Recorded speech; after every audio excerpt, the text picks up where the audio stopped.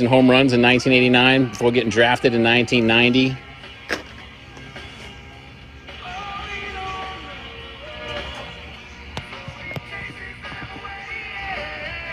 Life away. Oh, he sent me a request, even better. There he is. If you just click on the camera and click save, we'll be ready to roll. Here we go. Whoops. Let's go back. Let's get out of there. There he is. Ozzie, thanks for joining us, man. Pleasure to have you with us. Thanks for having me, guys. Wow. Congratulations on the new book coming out. Well, it's been kind of a work in progress. It's going through the editing process as we speak. So, it's basically a book of it's a true accounting of my life being the twin brother of Major League superstar Jose, and some of the things I went through as a ball player, transitioning from a pitch, first starting as a pitcher with the New York Yankees, hurting my arm, my pitching arm, and then transitioning over to hitting, which has never been done. From where I did it. So yeah, it's been quite interesting. And the book will cover in great detail the 30 some odd years, actually almost 40 years of growing up Canseco. Well, one of the things that struck me about it is it's growing up Canseco, and that's one of the things we do here. Is we're all a bunch of 12-year-old kids here on Junk Wax Thursday. I created a space where we got toys on the table and cartoons and listening to old music and stuff like that. And we really all go back to a place where we can forget about the world up there and just come down here and hang out as 12-year-old kids. So I guess I kind of wanted to find out what you can let us in. What was it like being a 12-year-old Ozzie Canseco? Wow. Well, let's just start from the beginning. We migrated from Havana, Cuba, when we were about a year old. And my father was an English teacher there in Havana, and he saw the condition, the deterioration of the political system there. So he had the wherewithal to get us out of Cuba and get some flights for us and work out something with the government here to allow us to come to the United States. Lived in Opelika, Florida for a couple of years. And then my father got several jobs. He was an English teacher and also worked for Amoco Oil Company. So he worked really hard to put food on the table for us. And believe it or not, we didn't start playing baseball until we were probably about 11 years old. My father took us out one day to one of the local parks, and he wanted us to be left-handed. So he brought because he was left-handed. So he brought us all left-handed gloves. And we didn't like throwing from this side. Finally, we found some right-handed gloves where, you catch with your left hand, throw with your right. So we started throwing and hitting, and lo and behold, it came pretty natural to us. We picked up the game of ground ball fairly quickly. We were able to throw fairly accurate. We can hit a little bit. Didn't have great power back then because we were obviously skinny kids, but we really enjoyed the practice and workouts we had with my father. And finally, he got us on a tryout at the Carroll City Optimist Club for the Red Sox. Now, we were 12 years old, and the tryouts were 13 or 14 year olds. So we were underage, but we still made the team because we were pretty good. And it was all, it was all baseball from there. That's pretty cool. So I have a little brother. My little brother kind of grew up to be my big brother. And so like brotherhood stories and seeing stuff like this in Major League Baseball is really cool to me. And one of the stories that I heard was Gary Sheffield and Dwight Gooden. And they weren't brothers, but they were both raised by the same dad. And Dwight Gooden said that the dad decided early on that if you guys want to do this, if you want to be serious, I'll help you. And here's what we're going to do. You're going to pitch and you're going to hit. And that's kind of how they did it. Did someone make that decision for you guys, or did it just fall that way that you were the pitcher and he was the hitter? What happened was my father decided to let us do what we were happy at, what we were actually excelling at. So I pitched and hit. Jose mainly hit. I had a knack for pitching. I had a pretty good fastball, pretty good slurve, they called. And I have really good control. So I pitched and hit until the age of probably 15 years old in high school. At that point in time, I tried out for the team, high school team. So did Jose. Unfortunately, he made it his junior, his 10th grade year when he was 15, he made a JV team, so did I. He did fairly well. He didn't take it real seriously. I took it more seriously than he did. But they did not allow me to hit because they saw how well I threw, how hard I threw. I had a good moving fastball. I had a really good slurve, which is a combination of a slider and a fastball in one pitch. And they literally took the bat out of my hand. I didn't like the pitch. I really wanted to hit and play the outfield or infield. play every day. Jose got to do that. Our junior year, Jose got sick. He got mononucleosis.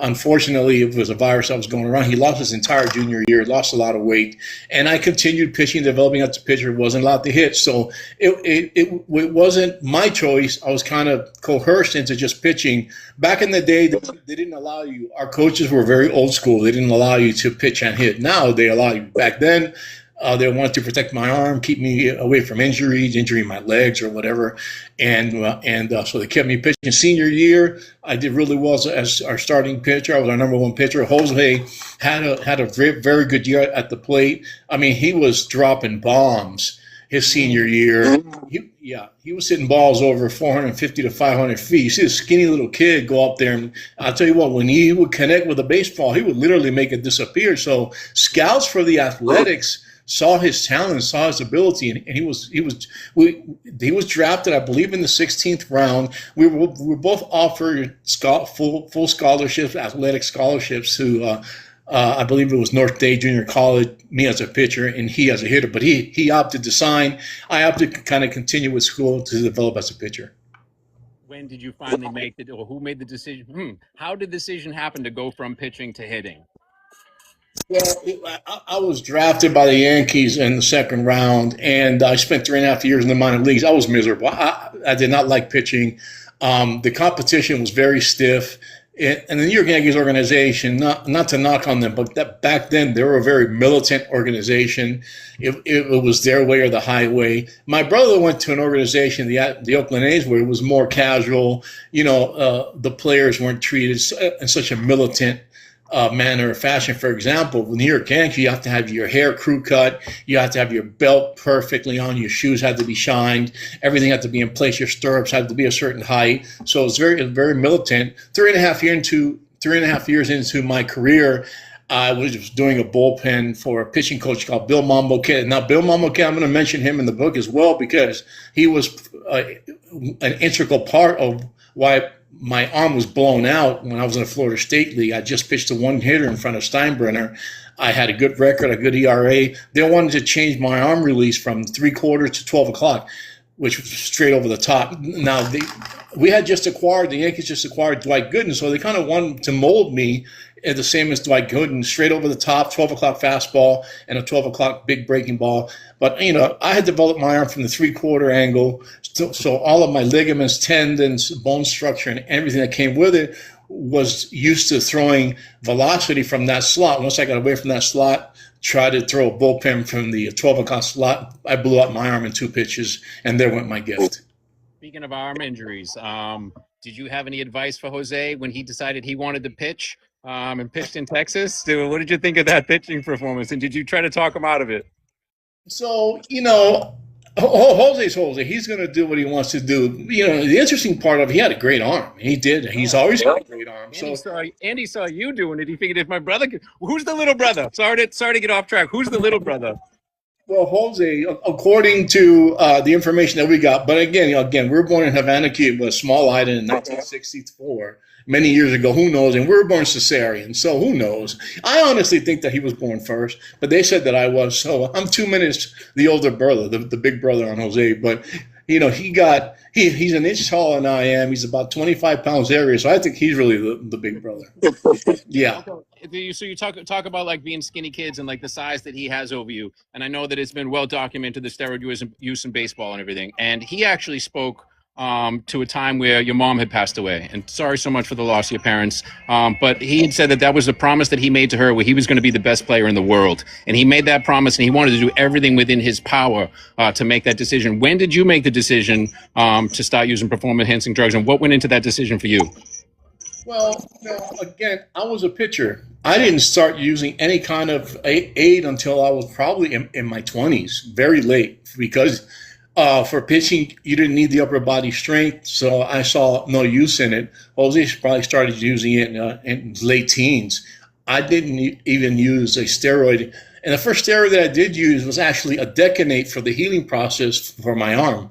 I started rehabbing the arm, and a decanate was brought to my attention because of its healing properties, anti-inflammatory properties.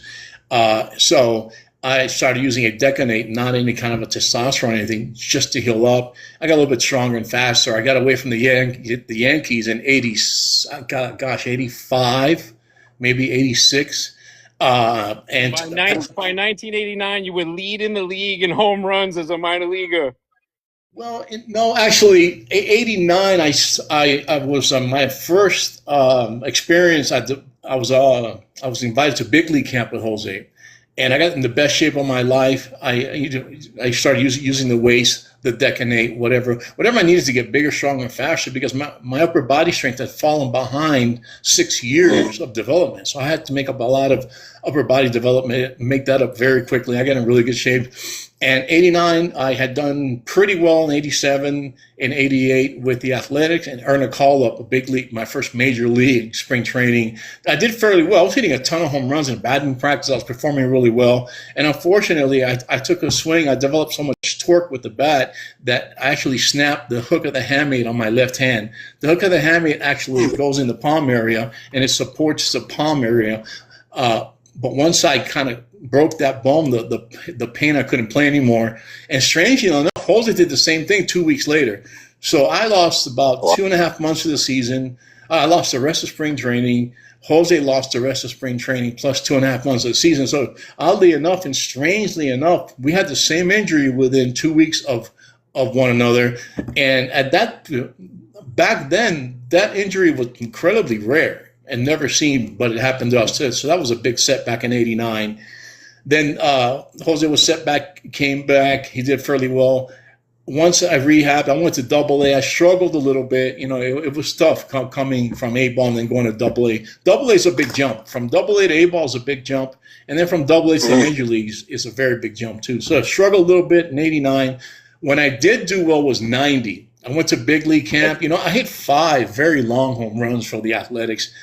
I actually thought, and people told me, hey, Ozzie, you might have the job as a right-handed DH off the bench, because I hit lefties very well. If you look at my stats against lefty, I'm a 300 hitter. So is Jose. Most of my home runs are against lefties. I thought I had the job. I was sent back down to the minor leagues to Double A.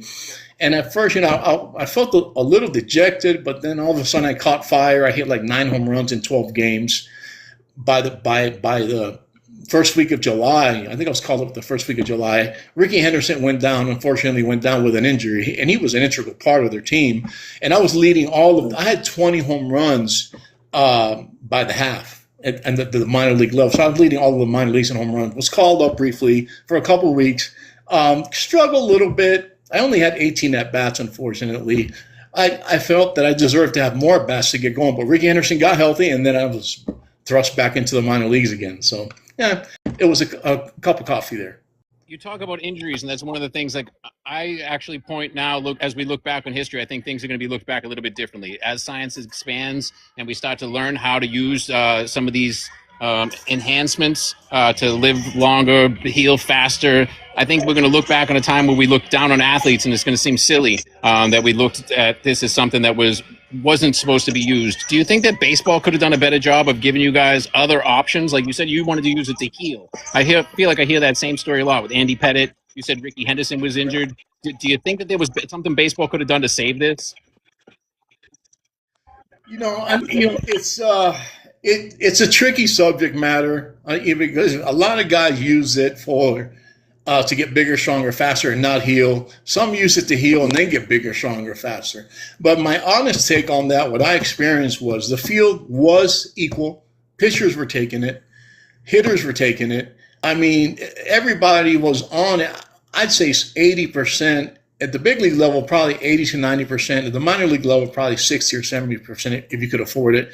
But I do feel that the playing field, especially at the major league, was even. If everybody's on it, it's an even playing field. So, it got a bad name, a bad reputation, and it's just being called steroids. There are different types of enhancements that you can put your body through. There are different types of steroids that react differently within your body, that cause your body to change differently. So did it get a bad name? Absolutely. These players weren't doing it to hurt anybody or disrespect anyone. The name of the game, the name of professional sports, especially at the highest level, is bigger, stronger, quicker, faster, smarter. Yeah, Ah. and So entertainment. it It's all kind about of, entertainment. yeah, so it kind of all kind of combines together. I I honestly, the problem with the bad rap that steroids got was high school kids using it, abusing it, professional bodybuilders using it, abusing it, and dying. People abusing it, using it, and abusing it, and having problems from it. But that was not the these were the outliers. It was not common for people to suffer those kinds of consequences unless they really abuse the steroids. And you can tell the guys that abuse it because they were gigantic, hyper muscular. So again, could they have done a better job? Yeah, I think they could have been more open to the idea. I think they could have been a little bit more empathetic to the players, especially to my brother. Oh, yeah, they Yeah. could have done a better job. I think history's going to look back, especially on him, a little bit different. I mean, he's going to be like the forefather of sports medicine when we all look back on it. Talking about your brother, you said like 89 and 90 in the minor leagues. I know you guys got a chance to play together on a minor league team for a while when he was doing a rehab stint. What was that like playing with him in the minors versus playing with him in the big leagues? Was it different? Well, the first chance I actually got to play with him was 1990 when, actually, no, 89 when their team, the Oakland A's, had a day off.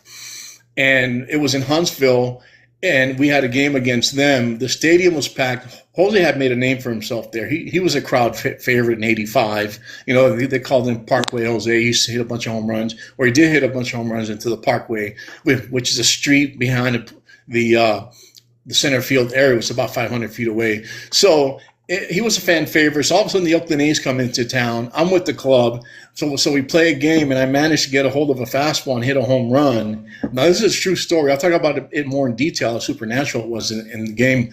But so I hit a home run. The fans go wild. Then all of a sudden, as I touch their base, total silence. And I'm saying to myself, what happened? This doesn't make sense. And I was looking down. And by the time I got halfway down there, the reason why people went quiet was because my brother, Jose, had come out of his dugout to wait for his brother, me, at home plate. And once I reached home plate, I touched home plate, he gave me the forearm bash. So that was a surreal moment. And then the fans were absolutely berserk. They went crazy. It was electric. So that was a great moment for him. I also had opportunity to play with him in big league camp and hit very long home runs with him. I also played against him when I was with the Cardinals and he was with the Texas Rangers that game. I hit a 500-something foot home run. He had two doubles. So we've had opportunities to play together, and every time we play together, I managed to hit a home run. So, yeah, a lot of fun. That's great. So now you said you were the older brother. You have had opportunity to be mistaken for each other on a number of occasions. I'm sure you have it in your regular life all the time. But there have been a couple of notorious times where you took his place. So I have to ask about the boxing match. Were you ready to get in there and fight? Yeah, I'm a trained boxer, trained kickboxer, not at any elite level, but I understand, techniques. I understand some basic combinations and punches.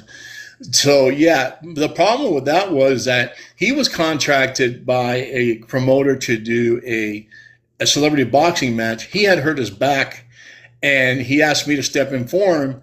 And what happened was I prepared for the match, and I stepped in for him. But the problem was that the promoter messed up. The promoter was supposed to say, and here he is, not say Jose Canseco. He was supposed to say, here he is, all his accolades to say, here he is, Mr. Canseco, which again is not us committing fraud because my last name is Canseco. He didn't say Jose. Yeah. So once he said Jose Canseco, I was on the phone with my brother, and Jose said, hey, Ozzie, you can't do it because now they're expecting Jose Canseco. We could have gotten away with Canseco. Yeah, so that killed everything. As I was about to get onto the ring, we had to shut it down, and needless to say, people were very unhappy about that. Would that have been your first contest, like official, like other than sparring and in the gym? Would that have been your first fight? So Yeah, yeah. I was really excited. I mean, Yeah, that's what I mean. I feel like you could take the rug taken out from under you. That had to be crushing. no, yeah, but it was exciting. I was ready. I was ready to protect myself and give a good show. But unfortunately, it never happened. And honestly, and that was the only time I've heard that I've stepped in for him to sign autograph sessions. That never happened. That's bogus. But the boxing thing did happen. Yeah. Has anybody ever offered you guys the opportunity to fight each other? Yeah, but we turned it down. I don't think it makes any sense. I would never try to hurt my brother. He would never try to hurt me in any way. So Yeah. that was a lose-lose proposition. So we didn't take it. Okay, that's fair. That's fair. So I know you had some extensive major league experience. Did you get a chance to play in Fenway Park? Like, do you have any stories about here in Boston? Like, I know that a lot of players have some people have a love-hate relationship with Boston. Some people really love it. Like, what's your experience with Boston? I never got to play there. My brother played for them. He loved hitting in that ballpark. Imagine a dead pull fly ball hitting Ozzie Canseco in that ballpark. He's tailor made for it. I got a couple years in. I got some time with the Athletics in '90, and I also got some time with the Cardinals in '92, '93, and I played in Japan in the big leagues in '91. So kind of a cup of coffee here and there. But honestly, my honest opinion, if you look at my at bats, I was only given 19 at bats here, 18 at bats there, 18 at bats there. So I wasn't really given the opportunity to kind of adjust and get comfortable and start producing. So again, I heard Pedro Martinez speaking about David Ortiz, and David Ortiz never really got a chance, and the Red Sox were about to let him go because they never gave him a chance to get any at bats. So he never really pulled it together, and it wasn't until they gave him a chance and they just let him hit that he finally became David Ortiz. Like you said, like sometimes it just takes it being given the opportunity on a regular basis to fight through a little slump here and there. Well, it's not so much a slump. There's an adjustment period. Some hitters adjust more quickly than others. Some people just catch on to the way some hitters, it takes you, 30, 40, 50 at bats to get your rhythm, your timing. And then like myself, I was a very streaky hitter. Once I got comfortable, once I figured it out, I became a devastating home run hitter, a home run machine. When I played for the Cardinals in '91, I was Baseball America's best power hitter. When I was 92 and 93, I had a ton of home runs with the Cardinals in the minor leagues and in the big league camp. I just, strangely enough, couldn't manage to hit a home run in the big leagues. A lot of doubles, but again, I was a very streaky hitter. It's just a matter of time before I caught fire. But unfortunately, I didn't get enough playing time to be able to do that. Yeah. Is that one of the things that kind of haunts you from the experience? Is that you don't have that big league home run? Yeah, it's okay. I understand it. I understand the kind of hitter that I am. It was just just a matter of time after I popped my first one. 8, 10, 20, 30 more come right behind it in a very short period of time. I just couldn't get that first one going. Yeah. So you and Jose had a softball long ball contest, and I never saw the end. I saw you guys pacing it out. Who won the long ball softball contest? Is it supposed to be a big mystery? Do we get to know? Yeah. No. I can tell you the problem was we tried to go live on a certain platform, and it was all choppy. The audio and the video didn't come out well. So it was at Las Vegas Stadium, Las Vegas Ballpark. So down the line is 340. We measured the distance that it took to hit it over the entire stadium, which is the Las Vegas sign. There's a big, huge fence up there that's 502 feet. Now here you have 261-year-olds. So what happened was the end result was Jose hit one on top of it and then cleared it his third round.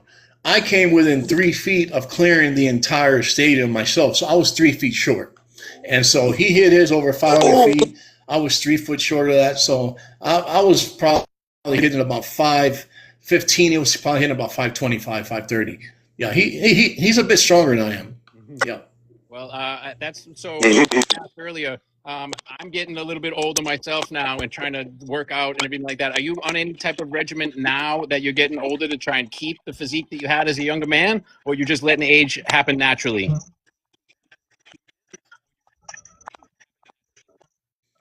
I'm letting age happen naturally. I mean, I have my day. I have my moment. I'm not a big guy. I'm about 6'3", about 210 right now. If I was on any kind of supplements, I'd be about 230, 240. So I feel good. I eat well. I exercise. I play a lot of competitive softball, and I've gotten heavy into pickleball, and that's really helped me with my speed, footwork, and agility, and keep me healthy. So at this point in life, for me, there's no reason for it. I'm Yeah. having a bunch of people shoot me up and hit me texts on the sides and see if you do any through the mail auto. So I know a lot of the guys, they have someplace where you can mail a card and the guys will autograph it and send it back. Do you have anything worked out where you do through the mail autos for fans or anything like that? You know, I have an agency. I have a couple of promoters, like Mike McGuire. Okay, maybe I can look up his number for you guys. He handles all that for me. The problem with doing individual through the mail stuff is so time consuming, and then I have to go sign it, go to the post office 100 times a week. So I don't really do that. But I will do autographs, private autograph sessions, and public autograph sessions, meaning standard card baseball card memorabilia show and stuff like that available. I'd like to Yes. get a couple. I'd like to get a couple copies of the book when it comes out for some of the people that watch the show. So maybe we can work something out, or I'll send you a stack of cards. We can do just one delivery to the post office, and maybe we can get a bunch of autographs to the people that were here tonight and watching us. I noticed that you and Jose are making a lot more, like, for lack of a better term, appearances out there in social media. And one of the things that you're doing now to raise money is you are monitoring some sort of contest, America's Best Couple or something. What is that? Tell me a little bit about what that is and the fund and the charity you're raising money. Yeah. She got She girls, didn't tell me to how promote they this, by are. the way. It's She a didn't tell me to contest. promote this. I was curious on my own. She got me into it, and it's America's favorite couple. It's a contest for charity, and we're currently in top 10 or top five, whatever. Okay. We appreciate all the votes that you guys can give us. It's for a good charity. They do a lot of work with the oceanic work and pollution and stuff like that. And I also do some work with the Make a Wish Foundation as well, and our local. Our local ASPCA. So yeah, it's for a good cause, guys. Go ahead and vote for us. Go onto my Facebook page and just to vote. The voting is free. I really appreciate the support. Yeah, Awesome. yeah. I got. Looking forward to the book coming out. Looking forward to support you. I guess, did you have anything that you want to share with us that might be in the book that you can give us a little sneak to? I know you don't want to, you want to save the details for when the book comes out. Do you have anything that maybe people wouldn't know about the Canseco, the childhood or the life growing up Canseco, that maybe you could kind of tease a little bit before the book comes out? Well, I mean, it was. I can tell you this. Obviously, I can't go into it in detail now. It would take hours, but it was exciting. It still is exciting being Jose Canseco's brother. You mentioned earlier that do I get mistaken for him? I have been mistaken for him a million times at least. It's a lot easier now on me. It's a lot better now. But back in the day, oh my God, there were two Jose Cansecos walking around. Ozzie basically didn't exist. Even when I would explain to people, hey guys, I'm sorry to disappoint you. I'm not Jose. I'm his brother Ozzie. Half of the people didn't believe me and say, "Come on, Jose, stop saying you're someone you're not. Just sign our and they'll say, sir or ma'am, I'm really his brother. Oh, come on, you're such a jerk." No, honestly, and I would have to show my ID. I mean, it was ridiculous back in the day. Now it's a lot easier. I still get mistaken for Jose, but it's much more pleasant, and it's a lot of the older crowd too from back in the day. The younger kids, a lot of the guys in their 20s and 30s don't really remember us. The guys in their 50s, 40s, 50s, and 60s, those are our fan base. That was our fan base back in the day. So gotten a lot easier. I've been mistaken for it. Does Jose tease you about it? Yeah, no, yeah, we laugh about it. I mean, it is what it is. Yeah, we laugh about it, but it was not easy being, obviously. I'm sorry, I got it. It was not easy being his brother, obviously, for obvious reasons, Yeah. and yeah, it was not easy. But sorry guys, I dealt with it as best as I could, and after a while, you start to realize, hey, people don't know you're twins. So I tried to be courteous to everybody, and then if someone got irate or ignorant or kind of aggressive, I would say, sir, I'm going to have to walk away. So yeah, that's just one part of many areas I'm going to cover in the book. Growing up in Canseco, the early years, family dynamics, uh, high school years, the minor league years, and then being called up to the big leagues. Some of the experiences I had with coaches and umpires and people, and just it's so multi. This book, it's so multifaceted. There's so many stories within stories within stories that it would take hours to explain. I think it's going to be a really good read, an interesting read. I think it's going to be a deep read. I think there's going to be I know there are going to be a lot of lessons in there that I've learned that I hope people listen to it. They themselves can learn that it's not easy. Sometimes being the sibling of a major sports celebrity, especially when you play the same sport. So the good, the bad, and the ugly is all going to be in there. It was mostly good, and it was a great experience. It sounds like you took it well and you got a great outlook on life. I'm looking forward to reading the book. I want to be respectful of your time. Thank you so much for hanging out with us, my man. I really appreciate it. I'm going to follow up with you afterwards. And like I said, I'm going to find out some information about how they get the book. I'm going to tell people how to vote for you and Monica, the America's favorite couple. And hopefully we'll be in touch, my man. This was great. Thank you so much, man. I really appreciate it. Thank you, guys. All right. We appreciate